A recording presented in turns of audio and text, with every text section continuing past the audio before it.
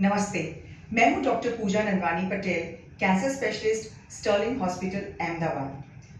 जनवरी का महीना गर्भाशय के मुख के कैंसर की जागृति का महीना है, तो आइए इस बीमारी के प्रति थोड़ा जागरूक बने। गर्भाशय का मुख का कैंसर भारत में दूसरे क्रमांक पे देखा जाता है स्तन कैंसर के बाद। करीबन 1 लाख से भी ज्यादा महिलाएं हर साल इसकी चपेट में आती हैं और करीबन 60,000 से भी ज्यादा महिलाओं की मृत्यु इस बीमारी के कारण होती है। ये बीमारी इतनी तेजी से फैल रहा है कि हर एक 8 मिनट में एक महिला इसका भोग बनती है।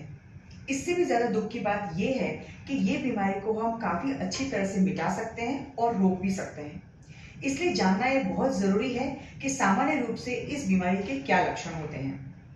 हमें पता है कि महिलाओं में माहवारी एक सामान्य सी प्रक्रिया है, लेकिन अगर माहवारी में ज्यादा खून गिरे, माहवारी के बाद खून गिरे, संबंध के बाद खून गिरे या नीचे योनि की जगह से कुछ अजीब सा या असामान्य सा या बदबूदार सा प्रवाही निकले, कमर दर्द हो, पेशाब में दर्द या जलन हो, तो शायद ये कैंसर के लक्षण हो सकते हैं। इसलिए बिना हिचक, शर्म और डर के अपने डॉक्टर का संपर्क करें। इस बीमारी का इलाज उसके स्टेज के हिसाब से होता है और जितना पहले का स्टेज होगा उतना इलाज सरल और कम होगा और मिटने की संभावना उतनी ही ज्यादा होगी।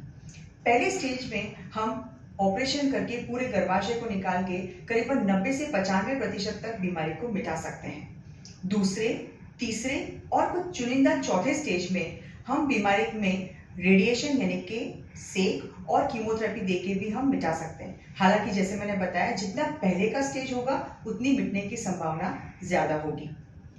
इस बीमारी की एक अच्छी बात यह है कि हम इसको पहले स्टेज से भी पहले यानी कि पूर्व आक्रामक स्टेज में यानी कि 10 से 15 साल पहले की अवस्था में भी पकड़ सकते हैं। उसके लिए एक साधारण सी जांच की जाती है जिसको पेप की जांच कहते हैं। पेप की ये जांच के लिए अस्पताल में भर्ती होने की जरूरत नहीं है। ये एक ओपीडी में की गई जांच है जिसमें डॉक्टर नीचे योनि की जगह से ब्रश डाल के थोड़ा सा प्रवाही निकालते हैं और फिर उसकी जांच करते हैं कि क्या उसमें कुछ असामान्य सी या कैंसरग्रस्त कोशिकाएं दिख रही है।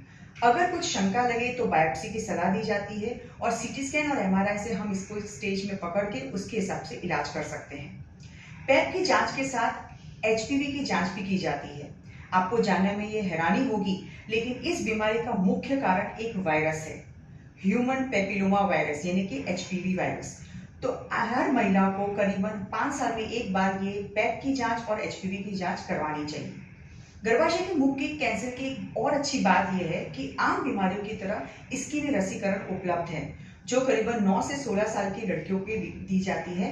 ये करीबन 2 से 3 डोज में दी जाती है।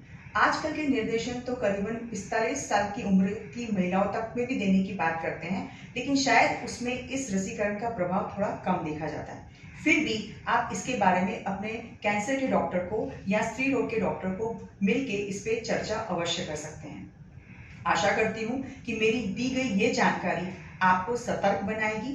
याद रखिए, आपका रखा हुआ एक कदम आपको आगे और कैंसर को पीछे रखेगा। इसलिए सतर्क बनिए और समझदार बनिए। अपने शरीर को संभालें और सुनें। धन्यवाद।